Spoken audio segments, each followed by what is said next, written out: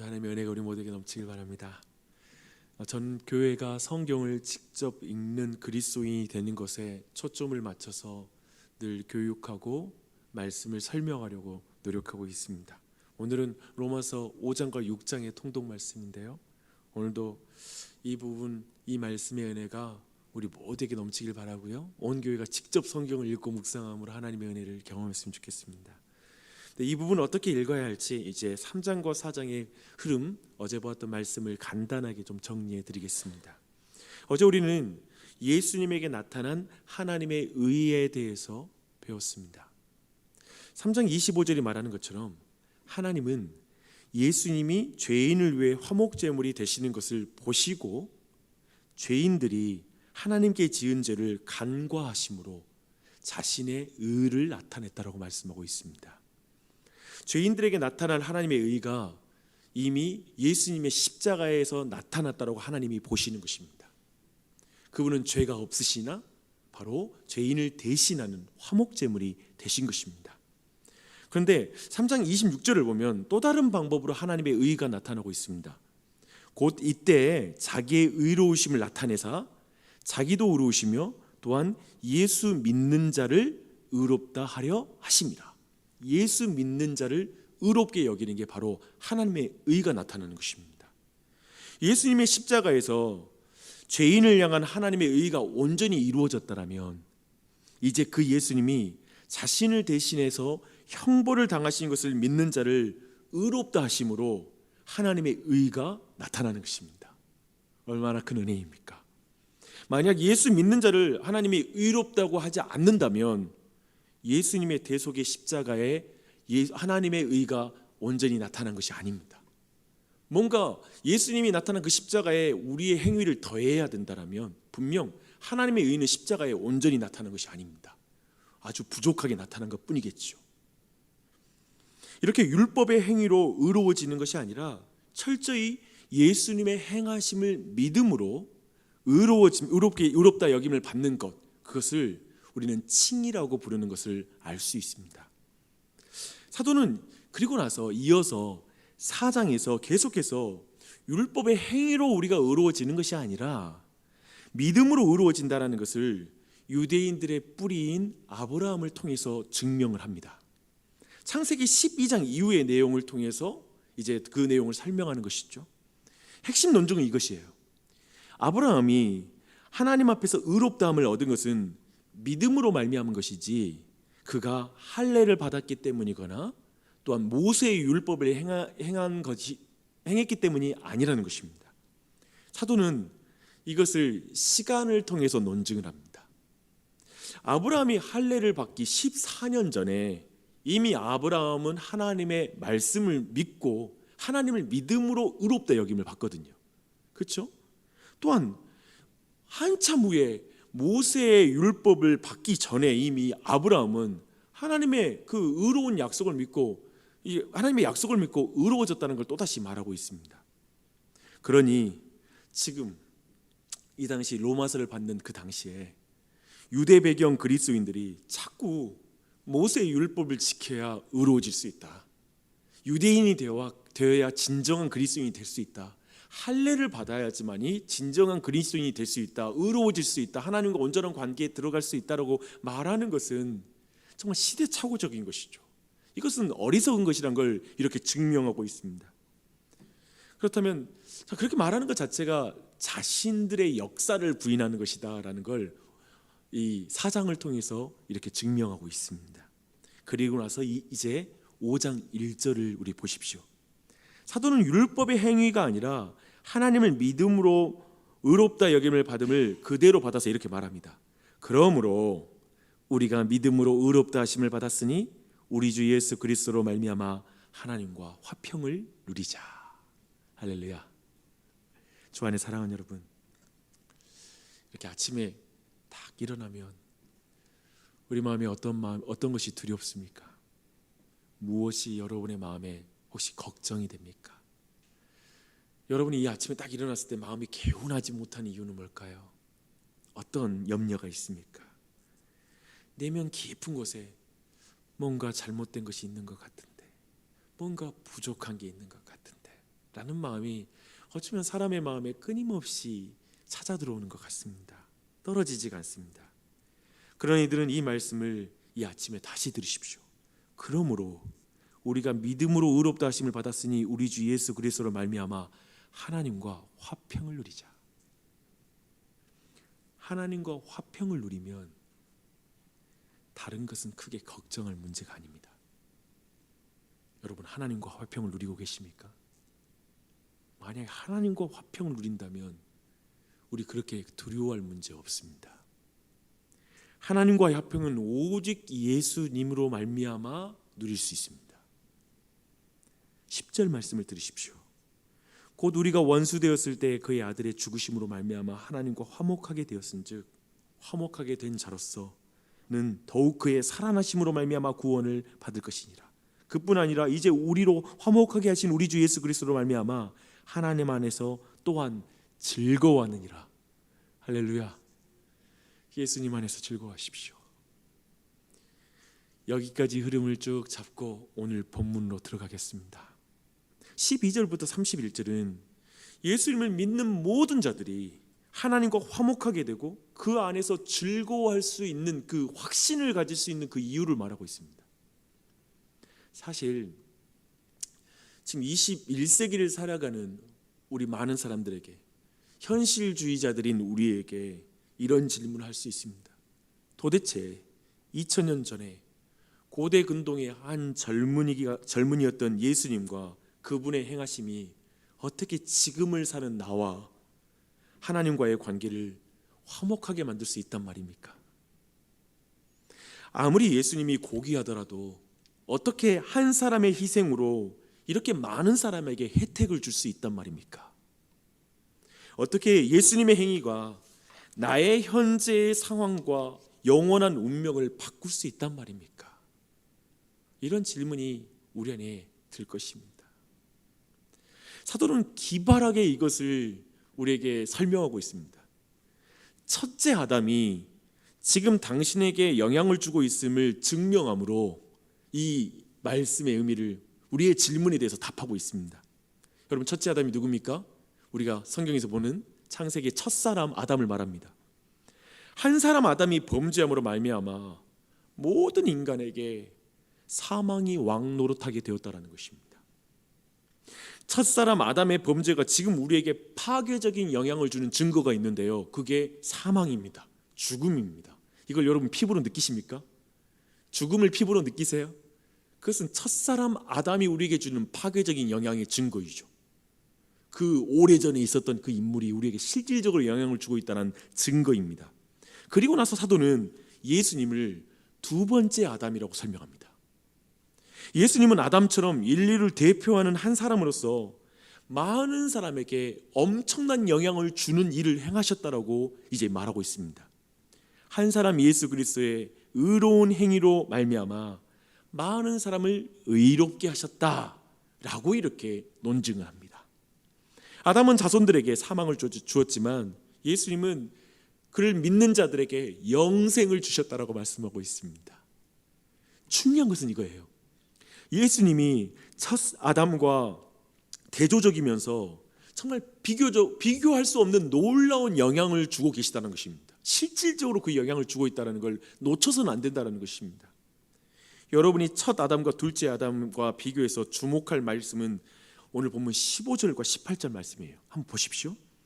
한 사람의 범죄로 말미암아 사망이 그 한 사람을 통하여 왕노릇하였은즉 더욱 은혜와 의의 선물을 넘치게 받은 자들은 한 분 예수 그리스도를 통하여 생명 안에서 왕노릇하리로다.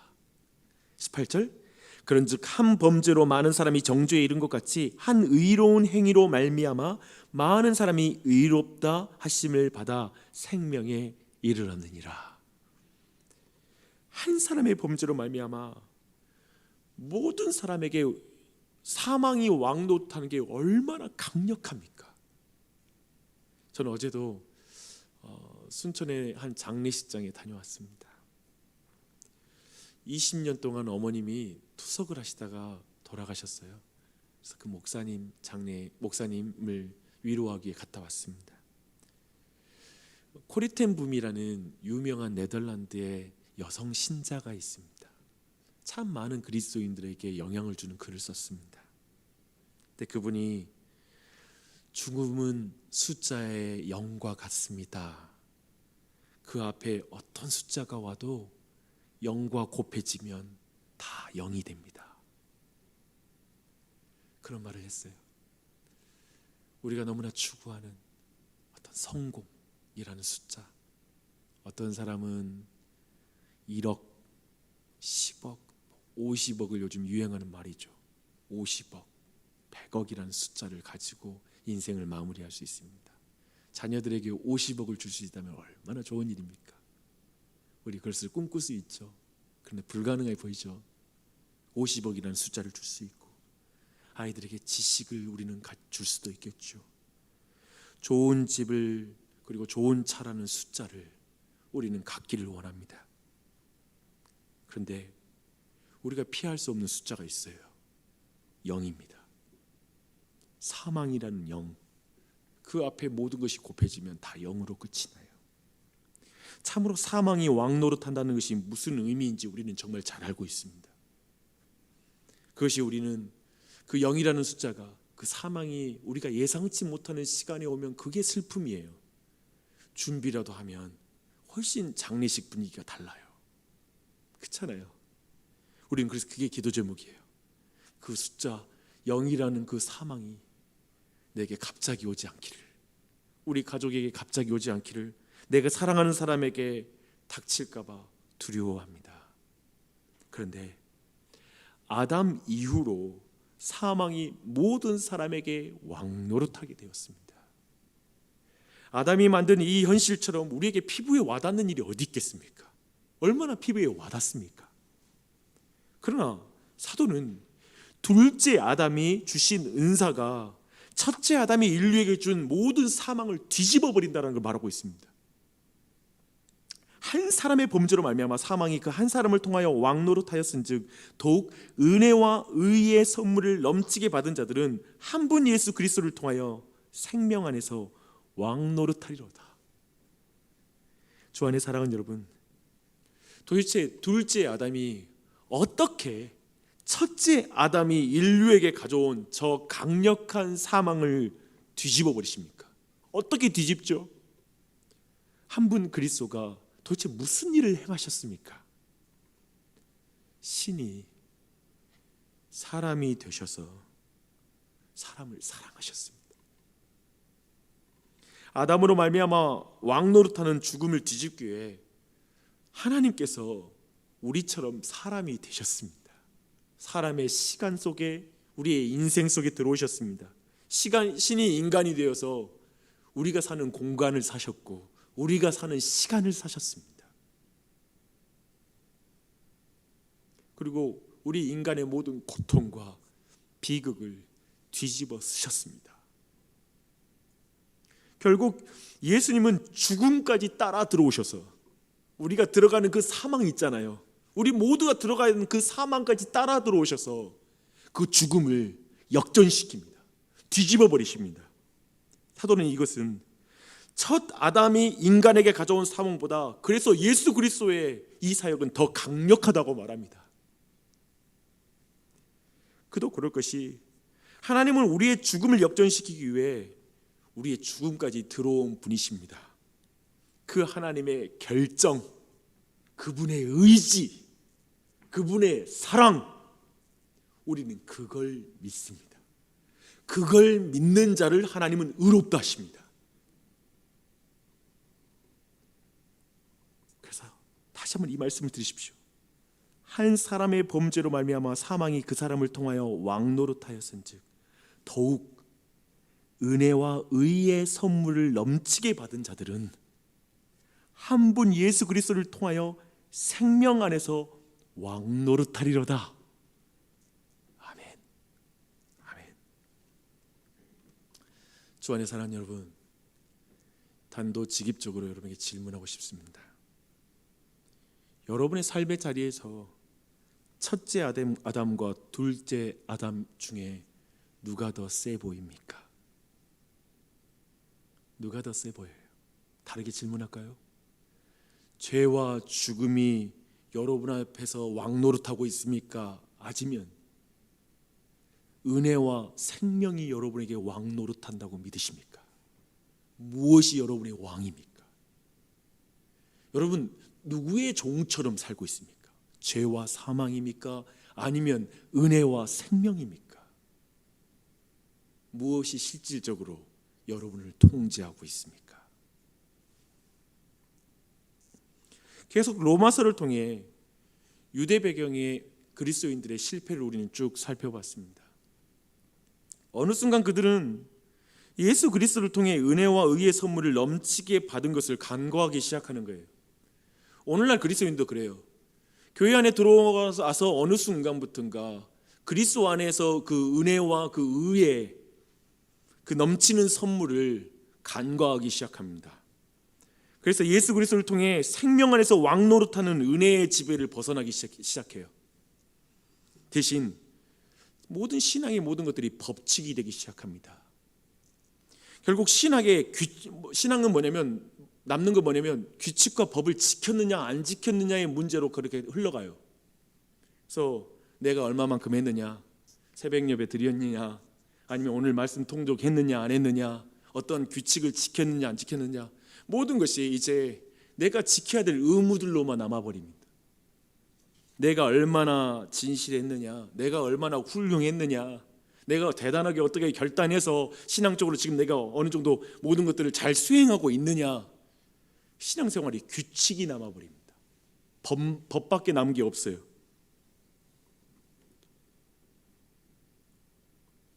요한복음 21장을 한번 봐보십시오. 결국 베드로가 과거의 직업으로 돌아가요. 근데 그때 하나님이 뭘 확인한지 아세요? 베드로야, 너 훌륭하냐? 라고 묻지 아니하시고 내가 나를 사랑하느냐라고 물으십니다. 관계를 붙잡으라는 것입니다. 또 거기에서 또 과거에 나 그날 밤에 주님 3번 배신했다고, 나 주님 못 따른다고, 그러니까 또 내가 뭔가 법을 지키지 않았나. 그러니까 결국 신앙생활이 뭐냐면 뭔가 법을 못 지킨 나의 자존심에 집중돼 있어요. 내 연약함에 집중돼 있어요. 요즘 그리스도인들 제가 만나서 상담해 보거나 우리가 나아갔을 때 하나님 앞에 나아갈 걸 요청했을 때 다들 나 연약해요, 나 실패했어요, 나는 부족해요, 이 말밖에 안 해요. 그러니까 나는 하나님 말씀에 반응할 수 없어요, 순종하기 그런 자격이 없어요. 뭐냐면 전부 다 법칙이 남은 거예요. 못 지킨 나, 그 법칙을 못 지킨 나가 있는 거예요. 그를 사랑하는 하나님과의 관계를 놓쳐버리는 거예요. 그 모든 분들은 오늘 복음을 들어야 돼요. 5장 6절 봐보십시오. 얼마나 이 의미가 큰지. 우리가 아직 연약할 때 기약대로 그리스도께서 경건하지 않은 자를 위하여 죽으셨도다. 지금 복음이란 시간의 역순으로 들어가는 거예요. 뭐냐면 내가 아직 죄인 되었을 때 예수님이 이미 죽으셨어요. 이미 여러분을 그 구원의 은혜 가운데 이미 구원의 은혜를 위한 모든 것, 구원을 위한 모든 걸 이미 이루셨어요. 이걸 붙잡으십시오. 자꾸 지금의 내 행위로, 내 어떤 부족함으로 예수 그리스도의 그 공로와 그 은혜가 약화된다고 생각하지 마십시오. 이미 2000년 전에, 예를 들면 지금 이스라엘 백성 측면을 본다면 아브라함이 할례 받기 14년 전에 의롭다고 여김을 받는다고요. 그리고 모세의 법이 주어지기 전에 이미 하나님의 약속을 믿고 의로워졌다고요. 그렇다면 우리가 눈에 보이기 때문에 십자가가 있는 게 아니에요. 우리 눈에 보이지 않을 때도 십자가는 이미 있었고요. 내가 태어나기 전부터 나는 선택되고, 나는 내가 뭔가를 행하기 전부터, 주님을 결정하기 전부터 우리는 하나님 안에서 부름받고, 그리고 이제 그분을 믿게 되었다고요. 그래서 그리스도인들이 깨닫는 게 뭐냐면 내가 하나님을 결정하고 선택하기 전에 하나님 날 선택하셨군요. 이미 내가 하나님을 위해서 충성을 바치고 아니면 내가 잘나고 못나고 이런 모든 행위하기 전에 이미 예수님은 나를 위해 십자가를 이미 지시고 구원을 위한 모든 일을 이루셨군요. 그 앞에 감격하는 거예요. 그래서 그 다음부터는 내 행위의 잘함과 못남으로 하나님이 나를 향한 사랑이 커지고 작아진다는 생각에 사로잡히지 않는 거예요. 그리고 이제 우리에게 진정한 자유가 시작되는 거예요. 이제 내가 사랑받기 위해 뭔가를 행하는 게 아니라 사랑받았음으로 뭔가를 행하는 존재로 나아가는 거예요. 율법을 지켜야 내가 하나님의 백성이 될 수 있다는 생각을 하는 게 아니라 하나님의 백성이 되었으므로 내가 율법을 지키는 법을 배우는 거예요. 여러분, 이 사랑을 놓치면 안 돼요. 이 복음의 능력을 놓치면 안 됩니다. 우리의 현실에서 아담이 강해 보여요. 사망이 강해 보이고 죄가 강해 보일 거예요. 그게 우리를 막 사로잡아 오는 게 보이니까요. 거기 넘어지기도 하니까요. 근데 잊지 마십시오. 예수 그리스도는 하나님은 우리를 사랑하사 우리의 죽음까지 따라 들어오는 하나님의 의지요, 사랑이요, 그리고 그것이 얼마나 큰 것인지를, 그의 죽으심으로 우리가 구원받았는데 그의 살아나심으로는 우리는 어떠한 은혜를 받겠느냐, 그걸 말하고 있습니다. 그걸 붙잡는 은혜가 있길 바랍니다. 그 은혜가 우리 모두 집에 있으면 좋겠고요. 그 은혜를 우리 주변에 있는 사람들 위해서 여러분 이 시간 기도하면서 그 하나님의 사랑, 하나님의 그 의지, 그 놀라운 복음의 은혜를 사도 바울이 보고 감격했던 그 악한 사도 바울, 스데반이 죽는 일 가운데 증인이 되었던 그를, 죄인 중에 괴수와 같은 자를 하나님이 어떻게 사랑하셨는지를 그가 경험하고 그가 그것 가운데 사로잡혀서 나 같은 사람도 구원하셨는데 저 이방인들을 구원 못 받을까? 저 사람인들 하나님의 은혜에서 제외될까? 그 눈앞에 어떠한 죄인도 사도 바울에게는 복음의 은혜가 미치지 못할 자가 없었던 거예요. 그러니까 누구에 비교하면서 교만해질 이유도 없고 그는 겸손하게 끝까지 복음의 사역을 감당한 것이죠. 저는 그 복음을 저도 더 알았으면 좋겠어요. 그래서 저는 여러분 모두가 사도 바울을 사로잡은 그 복음이 여러분을 사로잡기를 축원합니다. 그리고 그 복음의 은혜가 여러분의 가정, 자녀들에게 넘쳐나기를 축원합니다. 그리고 여러분 온 교회, 그리고 우리에게 허락한 모든 관계 안에 그 은혜가 미치길 함께 기도합시다. 기도하겠습니다.